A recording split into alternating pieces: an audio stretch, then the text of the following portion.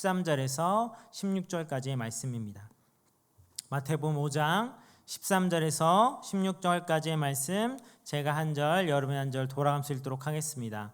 마태복음 5장 13절에서 16절, 제가 먼저 13절 읽습니다. 너희는 세상의 소금이니 소금이 만일 그 맛을 잃으면 무엇으로 짜게 하리요? 후에는 아무 쓸데없어 다만 밖에 버려져 사람에게 밟힐 뿐이니라.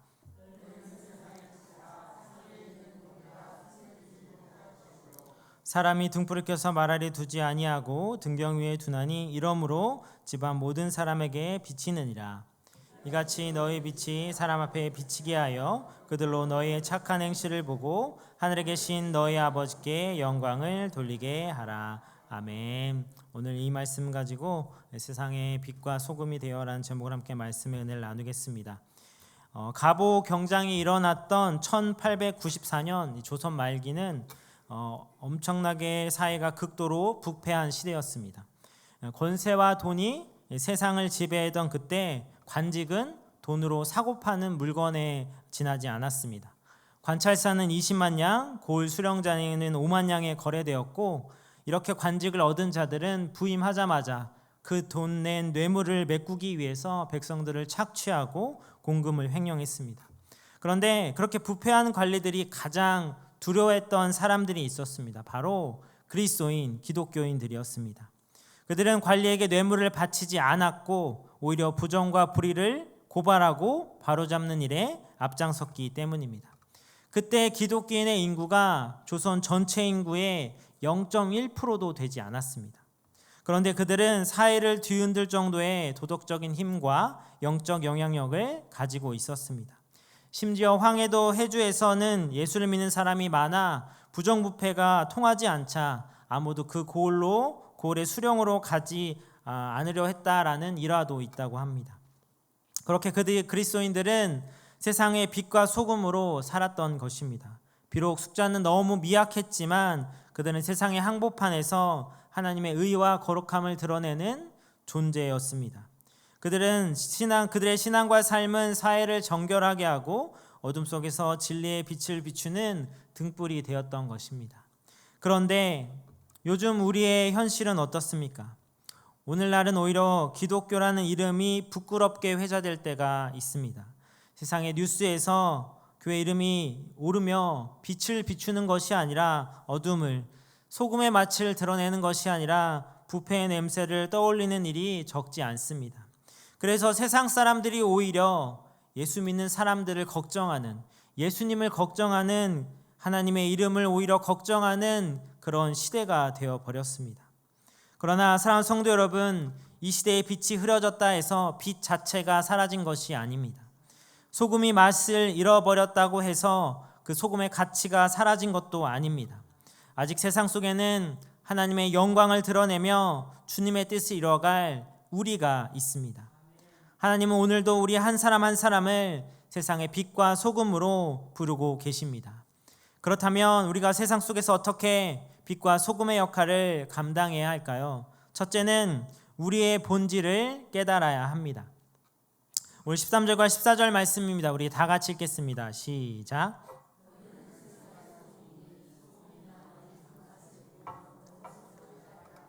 후에는 아무 쓸데없어 다만 밖에 버려져 사람에게 밟힐 뿐이라. 너희는 세상의 빛이라. 산 위에 있는 동대가 숨겨지지 못할 것이요. 아멘. 예수님께서 이렇게 말씀하십니다. 너희는 세상의 소금이다. 너희는 세상의 빛이다. 주님은 소금이 되라, 빛이 되라고 명령하지 않으셨습니다. 이미 너희는 소금이고 빛이다 라고 선포하셨습니다. 소금과 빛은 우리가 되어야 할 목표가 아니라 이미 주님께서 우리 안에 심어주신 우리 신앙의 본질이라는 것입니다. 소금은 소금이기 때문에 짠맛을 냅니다. 소금이 아닌데 노력해서 소금이 될 수는 없습니다. 마찬가지로 예수 그리스도를 믿는 성도는 이미 소금이고 이미 빛입니다. 주님은 성도의 존재에 대해서 말씀하신 것이지 성도의 노력을 요구하신 것이 아닙니다. 따라서 우리의 본질만 바로 세워지면 자연스럽게 그 주님의 마음을 품고 하나님의 자녀다운 삶을 살게 됩니다. 그런 사람은 사람들에게 밟히지 않고 오히려 삶으로 하나님께 영광을 돌리는 사람이 된다는 것입니다. 돈은 새 돈이어도 돈이고 구겨져도 돈이고 짓밟혀도 돈이고 땅에 굴러당겨도 돈입니다. 가치는 변하지 않습니다. 그처럼 우리도 세상 속에서 상처받고 때로는 연약함에 흔들릴 때도 있지만 그리스도 안에서의 본질적인 가치는 결코 변하지 않습니다. 성도가 이런 신앙의 본질을 회복하면 핍박이 오든 세상이 알아주지 않든 여전히 하나님의 영광을 드러내는 빛과 소금의 삶을 살 수가 있는 것입니다. 물론 우리는 빛 자체는 아닙니다. 우리의 빛의 근원은 오직 예수 그리스도입니다. 그래서 예수님이 이렇게 선포하셨습니다. 요한복음 8장 12절입니다. 우리 다 같이 읽겠습니다. 시작. 예수께서 또 말씀하여 이르시되 나는 세상의 빛이니 나를 따르는 자는 어둠에 다니지 아니하고 생명의 빛을 얻으리라. 아멘. 우리가 예수님을 나의 구주로 믿고 영접하는 순간 빛 대신 예수님께서 내 안에 거하시게 됩니다. 그분의 빛이 우리 안에 비춰지는 순간 우리도 그 빛을 반사하는 존재가 되는 것입니다. 마치 태양의 빛을 반사하여 밤하늘을 밝히는 별과 달처럼 우리도 예수님의 빛을 세상 가운데 비추는 사람이 되는 것입니다. 그러므로 그리스도인이라면 누구나 이미 빛입니다. 거듭난 자라면 누구나 소금입니다. 문제는 빛으로서 빛을 비추고 있느냐, 소금으로서 맛을 내고 있느냐 하는 것입니다. 빛이 있는데 등불 아래 감추어두면 아무런 소용이 없습니다. 소금이 짠맛을 잃으면 무슨 소용이 있겠습니까? 우리가 주님께 받은 이 본질적인 가치를 드러낼 때 그때 비로소 세상은 밝아지고 썩지 않게 되는 것입니다. 우리는 본래 어둠의 사람들이었습니다. 그러나 예수님을 믿음으로 빛의 자녀가 되었습니다. 바울은 에베소서 5장 8절에 너희가 전에는 어둠이더니 이젠 주 안에서 빛이라 빛의 자녀들처럼 행하라 라고 말씀합니다. 이것은 우리의 행위로 된 것이 아닙니다. 빛 대신 예수님께서 우리 안에 계시기 때문에 우리가 이미 빛이고 빛의 자녀들인 것입니다. 그래서 우리는 빛의 자녀가 되기 위해서 선을 행하는 것이 아니라 이미 빛의 자녀이기 때문에 자연스럽게 선을 행하는 것입니다. 소금처럼 짠맛을 내려고 억지로 애쓸 필요가 없습니다. 빛이 되기 위해서 애써 빛나야 하는 것도 아닙니다. 주님이 이미 우리를 빛과 소금으로 변화시켰기 때문에 그 본질이 회복되면 삶은 자연스럽게 주님의 향기를 드러내게 된다는 것입니다. 우리는 이미 예수 그리스도 안에서 세상에 반드시 필요한 빛과 소금의 사람이 되었습니다. 하지만 안타까운 것은 오늘날 많은 이들이 그 사실을 깨닫지 못하고 살아간다는 것입니다. 너희는 세상의 소금이요 빛이라고 하신 말씀을 너희가 그렇게 되어야 한다는 명령으로 오해하기 때문입니다. 이 말씀은 다른 사람을 지적하라고 주신 말씀이 아니라 나를 향한 부르심입니다. 너희라는 말이 남을 향한 말이 아니라 내 양심과 내 얼굴을 향한 하나님의 말씀입니다. 빛과 소금의 역할을 다하지 못한 나를 돌아보라고, 너는 소금이고 너는 빛이라고 말씀하시는 것입니다. 우리는 세상의 부패와 어둠을 탓하기 쉽습니다. 정치가 잘못돼서, 사회가 어두워서, 교회가 문제라서 그렇게 우리는 핑계댑니다. 그런데 진짜 문제는 내가 빛과 소금의 역할을 감당하지 못했기 때문입니다.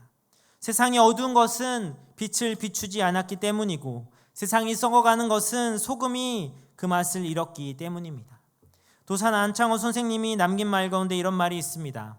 나 하나를 건전한 인격으로 만드는 것이 우리 민족을 건전하게 하는 유일한 길이다. 그대는 나를 사랑하는가? 그러면 먼저 그대가 건전한 인격이 되라. 백성의 즐거움을 어여삐 여기거든 그대가 먼저 의사가 되라. 의사까지는 못 되더라도 그대의 병부터 고쳐 건전한 사람이 되라 라고 이야기합니다. 이것이 바로 도산 안창호 선생의 민족 개조론의 정신입니다. 나부터 변화되어야 가정이 변화되고 교회가 변화되고 결국 세상이 변하게 됩니다. 내가 먼저 빛이 되고 내가 먼저 소금이 되면 세상은 결코 썩지도 어둡지도 않을 것입니다. 사랑하는 성도 여러분, 하나님은 오늘 우리에게 너희는 세상의 소금이다, 너희는 세상의 빛이다라고 말씀하십니다. 이 말씀은 사명인 동시에 선언입니다. 우리의 존재가 하나님의 영광을 드러나는 통로가 되도록 오늘도 내 안에 계시는 그 예수님의 빛을 세상에 비추며 짠맛을 잃지 않는 소금으로 살아가는 성도가 될 수 있기를 축복합니다. 우리가 세상 속에서 어떻게 빛과 소금의 역할을 감당해야 할까요? 둘째는 세상 속에서 사명을 감당해야 합니다. 우리는 신앙생활을 하며 함께 모여 예배하고 찬양하고 기도하고 말씀을 배우고 교제하는 것을 참 귀하고 복된 일로 여깁니다.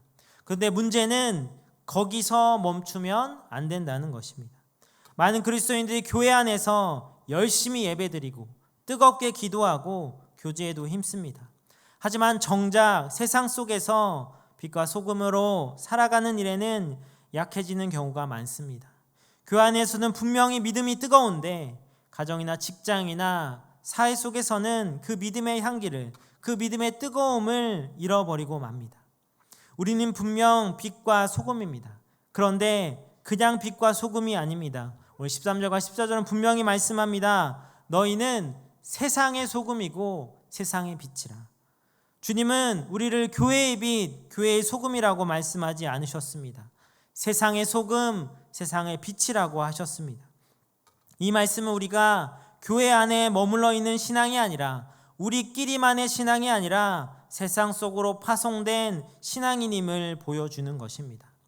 우리는 교회 안에서 참 아름다운 모습을 잘 찾아볼 수 있습니다. 하나님의 자녀답게 환하게 빛나고 소금으로의 역할도 잘 감당합니다. 그런데 세상에 나가면 어떻습니까? 교회에서처럼 그 환한 빛을, 그 소금의 역할을 잘 감당하고 있습니까? 세상 한복판에서 하나님의 사람으로 사는 것, 그것이 진짜 신앙의 모습입니다. 세상에 맛을 내고 빛을 비추는 역할을 감당해야 된다는 것입니다. 그런데 만약 우리가 그렇게 세상의 소금과 세상의 빛의 역할을 감당하지 못하면 어떻게 되겠습니까? 13절 이렇게 말합니다. 밖에 버려져 사람에게 밟힐 뿐이라.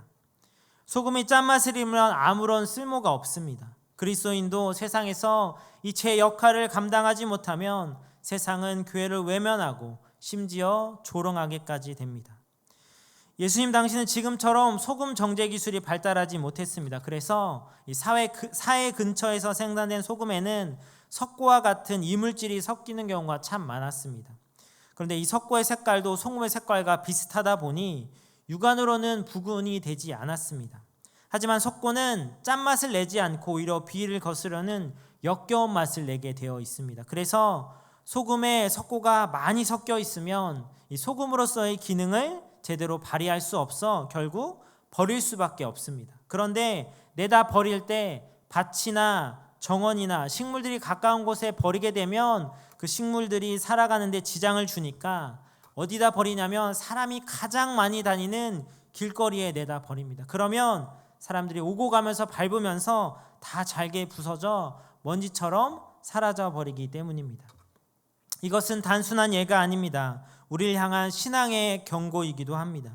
빛과 소금의 본질을 잃어버린 신앙은 결국 세상에 아무런 영향력을 미치지 못하고 하나님께도 세상에도 쓸모없는 밟혀져 먼지로 사라져버리는 신앙이 되어버릴 수 있다는 것입니다. 우리가 사는 세상은 분명 부패하고 어둡습니다. 불의와 거짓이 넘쳐나고 고통과 분열이 끊이지 않습니다.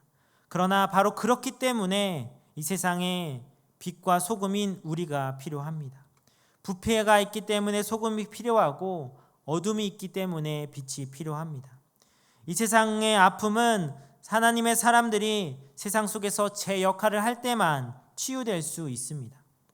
그래서 우리는 소금으로서 빛으로서 우리는 세상을 향해 나아가야 합니다. 소금이 제 역할을 하려면 선반이나 병 위에 머무르는 것이 아니라 음식 속에 들어가 녹아야 맛을 내고 빛도 역시 밝은 곳에 있는 것이 아니라 어둠 속에 있어야 비로소 가치를 드러냅니다. 그렇게 하나님께서는 우리를 세상으로 보내셨습니다. 마태복음 28장 19절과 20절 너무 유명한 말씀입니다. 우리 다 같이 읽겠습니다. 시작.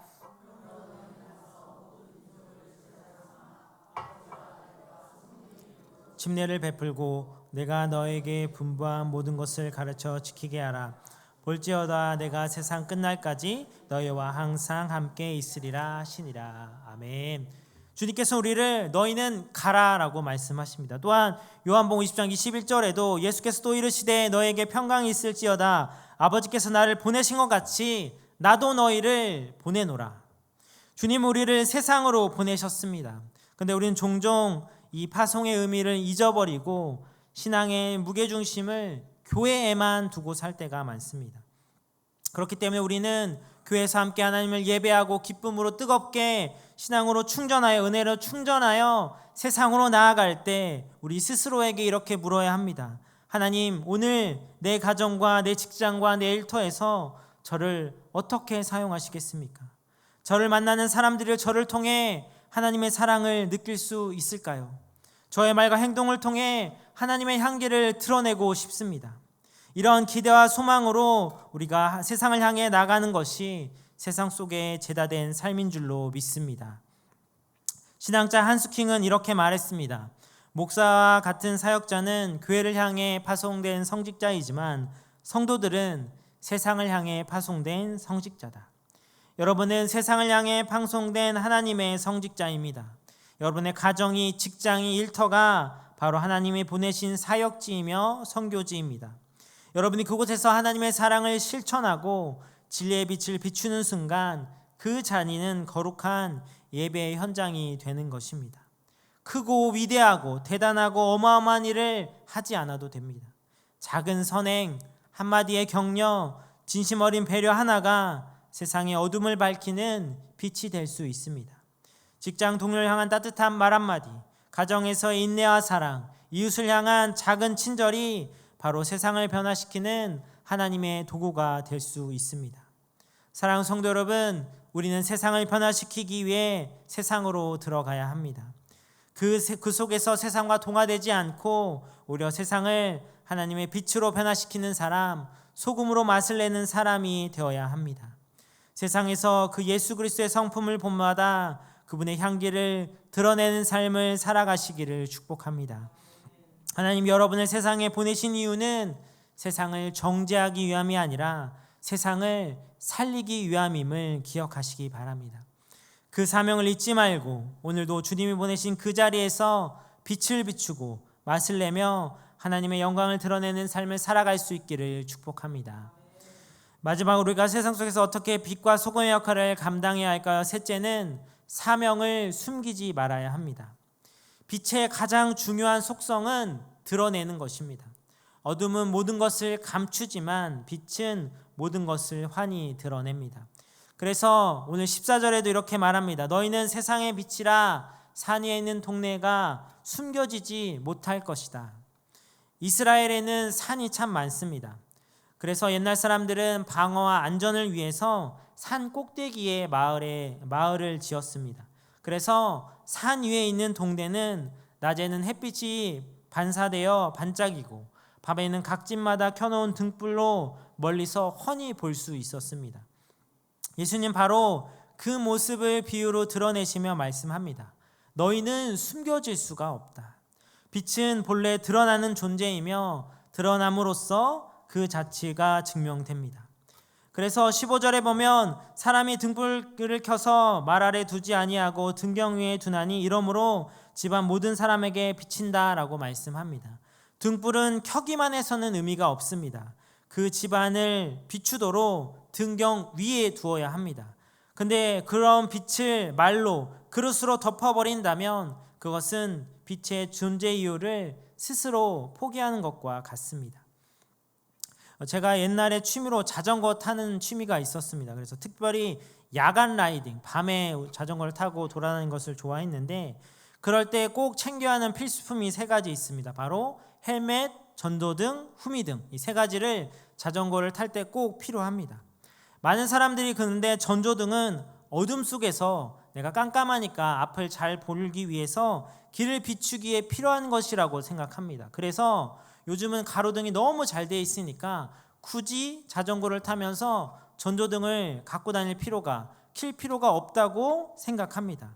그런데 여기에는 중요하게 놓치는 사실이 하나 있습니다. 바로 전조등을 켜는 이유는 내가 여기 있다는 것을 다른 사람에게 볼 수 있게 하려고 켜는 것입니다. 마치 등대처럼 상대방이 내가 여기서 오고 있다는 것을 알려주기 위해서 전조등을 피는 것입니다. 빛은 단순히 나를 위한 것이 아니라 다른 이들에게 나의 존재를 알리고 안전한 길을 안내하는 것. 그렇습니다. 빛은 감추면 가치가 없습니다. 빛은 비출 때 의미가 드러나고 생명을 살릴 수 있습니다. 예수님은 바로 이런 이유로 우리에게 세상의 빛이 되라고 하신 것입니다. 우리는 그리스도의 빛을 받아 세상 가운데 그분의 성품과 사랑을 비추는 사람들입니다. 그런데 만일 우리가 복음을 알고 또 입을 닫고 사명을 알면서도 두려움 때문에 숨는다면 그것은 등경 아래 등불을 두는 것과 같습니다. 빛은 감출 수 없습니다. 산 위의 동네가 숨겨질 수 없듯이 예수를 믿는 사람들의 삶 또한 세상 가운데 감출 수 없습니다. 복음을 들었고 구원의 은혜를 받은 자는 자연히 빛의 사명을 따라 세상 속으로 나아갈 수밖에 없고 예수님이 말씀하신 것처럼 부패한 사회를 막고 어둠 속을 비추는 십자가의 사명을 가진 자로서 살아가야만 하는 것입니다. 하지만 종종 우리는 우리의 사명을 감추려고 합니다. 부끄럽다고, 부담된다고, 지금은 때가 아니라고, 내가 굳이 그렇게까지 할 필요 없다는 핑계로 빛을 등경 아래에 내려놓습니다. 세상의 시선이 두렵고 사람들의 비난이 부담스러워 빛을 감추며 살아갑니다. 그러나 그럴수록 세상은 더욱 어두워질 뿐입니다. 우리의 믿음의 선조들은 그런 상황 속에서 두려움 없이 담대히 복음을 전했습니다. 사도 바울은 사람들의 반응이나 위협에 굴하지 않고 담대히 복음을 전했습니다. 사도행전 9장 29절에 보면 또 주 예수 이름으로 담대히 말하고 헬라파 유대인과 함께 말하며 변론하니 그 사람들이 죽이려고 힘쓸거늘 죽음의 위기 가운데에서도 그는 그에게 갖춰진 복음의 그 은혜의 빛을 비추는 것을 멈추지 않았습니다. 또한 사도행전 19장 8절과 9절에 보면 바울이 회당에 들어가서 석 달 동안 담대히 하나님 나라에 관하여 강론하며 권하되 어떤 사람들은 마음이 굳어 순종하지 않고 무리 앞에서 이 도를 비방하거든 바울은 그들을 떠나 제자들을 따로 세우고 두란의 소원에서 날마다 강론하니라. 그를 배격하고 그를 무시하고 비난한 사람들 앞에서도 끝까지 담대히 복음을 전했습니다. 바울은 때로는 조롱을 당하고 때로는 돌에 맞고 목숨의 위협까지 받았지만 그 빛을 숨기지 않았습니다. 그는 자신이 어디에 있든 하나님의 부르심에 따라 빛을 비추는 사명자의 삶을 감당했다는 것입니다. 우리도 마찬가지입니다. 우리도 숨지 말고 담대히 우리의 사명을 감당해야 합니다.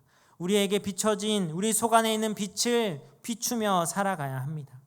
히브리 13장 6절 이렇게 말씀합니다. 우리 다 같이 읽겠습니다. 시작.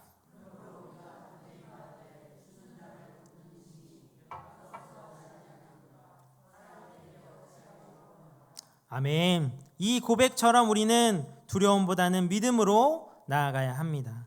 사람이 아닌 하나님을 바라보며 예수님을 드러내는 담대한 빛의 사람으로 살아가야 하는 것입니다. 생명의 주인이시고 우리를 사랑하셔서 구원하시려고 십자가에서 죽으시고 부활로 소망을 주신 그 예수 그리스도를 위하여 빛과 사명, 빛의 사명, 소금의 사명을 감당할 수 있는 저와 여러분 되시기를 바랍니다. 등경 위에 올라가 세상을 밝히고 부패 속에 들어가 썩지 않게 본을 보이며 하나님의 영광을 믿지 않는 사람들에게 드러내시기를 바랍니다. 세상은 여전히 어둡고 부패했습니다. 그러나 하나님은 그 어둠을, 그 부패를 외면하지 않고 그곳을 향해 우리를 보내셨습니다. 빛으로, 소금으로, 사명자로. 그렇기에 우리는 피할 수 없고 숨을 수 없습니다. 세상이 어두울수록 우리는 더욱더 필요한 사람입니다. 시대가 타락할수록 우리는 절실히 더욱더 그 역할을 감당해야 합니다. 작은 빛이라도 괜찮습니다. 작은 불빛 하나가 깊은 어둠을 이길 수 있습니다. 우리의 미약한 헌신과 작디된 그 선행이 하나님의 빛을 비추는 통로가 될 수 있습니다. 그러므로 그 사명을 감추지 말고 빛을 등경 위에 올려 세상을 밝히는 담대한 하나님의 사람이 되시기를 바랍니다. 특별히 지금 우리 이웃사랑 축제를 준비하고 있습니다. 우리에게 맡겨진 그 무엇보다 중요한 사명, 복음을 전하는 사명, 한 영혼을 구원하는 사명을 놓치지 않고 숨기지 않고 부끄러워하지 않고 담대히 나아갈 수 있기를 축복합니다. 그것이 잘 되는지 못 되는지, 그 영혼이 교회에 나오는지 예수님을 믿는지 그것이 중요한 것이 아니라 그 일을 하는데 그 징검다리로 메신저로서 우리가 그 역할을 감당해야 한다. 감당해야 하는 것이 우리의 사명이다라는 사실을 기억하시고 그 한 영혼을 마음에 품고 기도하며 준비하는 우리 성도님 될 수 있기를 축복합니다. 그럴 때 여러분의 삶을 통해 하나님께서 영광을 받으실 것입니다. 마태복음 5장 16절 말씀 우리 다 같이 읽겠습니다. 시작. 그들로 너희 착한 행실을 보고 하늘에 계신 너희 아버지께 영광을 돌리게 하라. 아멘. 저와 여러분 모두가 그렇게 하나님의 사명을 감추지 않고 세상 가운데 담대하게 빛으로 소금으로서 나아감을 통해 하나님 아버지께 영광을 돌릴 수 있는 하나님의 귀한 백성들이 될 수 있기를 축복합니다. 미국의 정치가인 벤자민 프랭클린, 이 100달러 지폐에 얼굴이 나온 이 사람은 자신이 사는 필라델피아 시민들에게 선한 영향력을 끼치고 싶었습니다. 그는 고민 끝에 집 앞 선반에 작은 등불 하나를 걸어두었습니다. 당시 사람들은 등불을 오직 집 안에서만 사용했기 때문에 이 프랭클린의 행동을 이상하게 여겼습니다. 왜 아깝게 등불을 밖에 두지? 왜 괜한 낭비를 하지? 하지만 시간이 지나 그 등불의 가치가 드러났습니다. 밤길을 걷는 사람들이 그 불빛 덕분에 돌부리에서 넘어지지 않고 안전하게 길을 걸어갈 수 있었고 멀리서도 그 빛을 보고 방향을 잡을 수 있게 되었습니다. 이런 그의 선한 행동은 이웃들에게 감동을 주었고 사람들은 하나둘씩 집 앞에 등불을 내걸기 시작했습니다. 그 결과 필라델피아는 미국 최초로 가로등이 켜진 도시가 될 수 있었습니다. 한 사람의 작은 실천이 도시 전체를 밝힌 것입니다. 만약 세상에 그 한 사람의 등불이 없다면 세상은 여전히 캄캄할 것입니다. 사람들은 길을 잃고 서로 상처를 주고 방향을 잃은 채 방황할 것입니다. 오늘도 하나님은 우리를 그 어둠 속에서 세상의 빛과 소금으로 부르셨습니다. 세상 속에서 하나님의 선하심과 거룩하심을 드러내는 삶이 바로 우리의 사명이라는 것입니다.